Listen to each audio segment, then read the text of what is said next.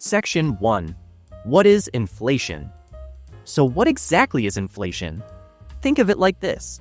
Inflation is when the general price of things goes up over time. It's like everything around you is slowly getting more expensive. Here's a simple way to understand it. Imagine you have $100 today. With that $100, you can buy a certain amount of groceries, maybe fill up your gas tank, and grab dinner. Now fast forward 1 year. Due to inflation, those same groceries, that same tank of gas, and that same dinner might cost you $103. Your $100 doesn't buy as much as it used to. That's inflation in action. Currently, in 2025, the US inflation rate stands at around 2.3%, indicating that prices are rising by approximately 2.3% per year. This might not sound like much, but over time, it really adds up. But here's the key question. Why does this happen in the first place? Well, there are actually several different types of inflation, each with its own story to tell. Section 2. Types of inflation. Number 1. Demand pull inflation. This happens when everyone wants something, but there isn't enough of it to go around. Picture your local bakery that normally serves 10 customers a day with 10 loaves of bread. Suddenly, word spreads about how amazing their bread is, and now 20 customers show up every day wanting bread, but the baker can still only make 10 loaves. What happens? The price of bread goes up because all those customers are competing for the same limited number of loaves. The high demand is literally pulling the prices higher. Number 2 is cost push inflation. This is when it becomes more expensive to make stuff, so companies have to charge more for their products. Think of it like this. Let's say the price of flour doubles overnight due to a bad wheat harvest. The baker's costs just went way up. Flour, which used to cost $2 per bag, now costs $4 per bag. The baker has the same number of customers wanting the same amount of bread, but now it costs twice as much to make each loaf. So the baker has no choice but to raise bread prices from $3 to $5 per loaf to stay in business. Those higher costs are being pushed onto the customers. Number 3 is wage price spiral. The wage price spiral is like a dog chasing its own tail, but with money. Here's how it works. The bread price went up to $5, so the baker's employee says, "Hey, I need a raise because bread is so expensive now, and that's what I eat for lunch every day."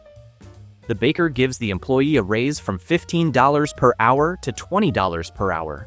But now the baker's costs are higher because of the higher wages. So the baker raises bread prices to $6 per loaf. The employee sees bread is now $6, so they ask for another raise. The baker gives another raise, but then raises bread prices to $7. It's a spiral that keeps feeding itself. Number 4 is monetary inflation. Monetary inflation happens when there's simply too much money floating around in the economy. Picture this. The government prints a bunch of new money and gives every customer in town $100. Now all the customers have way more money to spend than before.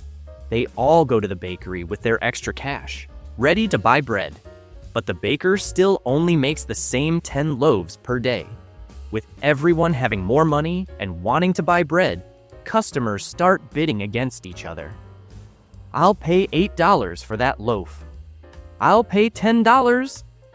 The baker realizes people are willing to pay much more, so bread prices naturally rise to $12 per loaf.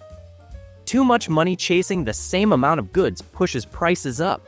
If you're still watching, wow, I'm impressed. You're clearly as curious as I am, so why not take a second to hit that like and subscribe button?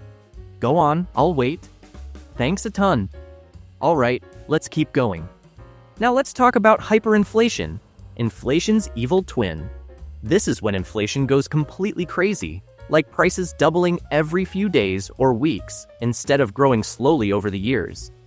Imagine our bakery in a country experiencing hyperinflation. On Monday, bread costs $10 per loaf. By Wednesday, it costs $20. By Friday, it costs $40. By the following Monday, it's $80 per loaf. The baker has to change prices multiple times per day because the money itself is losing value so fast. This is what happened in Zimbabwe, where inflation hit 79 billion% per month in 2008. Customers literally needed wheelbarrows full of cash to buy a single loaf of bread. Venezuela also experienced hyperinflation exceeding 1 million% by 2018, where a loaf of bread that cost the equivalent of $1 in the morning might cost $2 by evening. This usually happens when governments print massive amounts of money to pay their bills, creating a vicious cycle where more money printing leads to higher prices, which leads to more money printing. Thankfully, hyperinflation is rare and typically only happens during extreme economic or political crises. So now you might be wondering, with all these different ways inflation can hurt us, is inflation always a bad thing? Let's find out. Section 3. Is inflation always bad? Here's something that might surprise you. A little bit of inflation is actually healthy for an economy. Most economists agree that around 2% inflation per year is ideal. It's like the economy's way of showing that it's growing and people are spending money. Think about it this way. If prices never went up at all, people might just hold on to their money forever, waiting for better deals. But when prices slowly rise, it encourages people to spend and invest their money now rather than later. This spending keeps businesses running, creates jobs, and keeps the economy moving. This will contribute to the country's growth. The problems start when inflation gets too high, like above 4 or 5%, or when it's unpredictable. That's when it starts eating into people's purchasing power faster than their wages can keep up.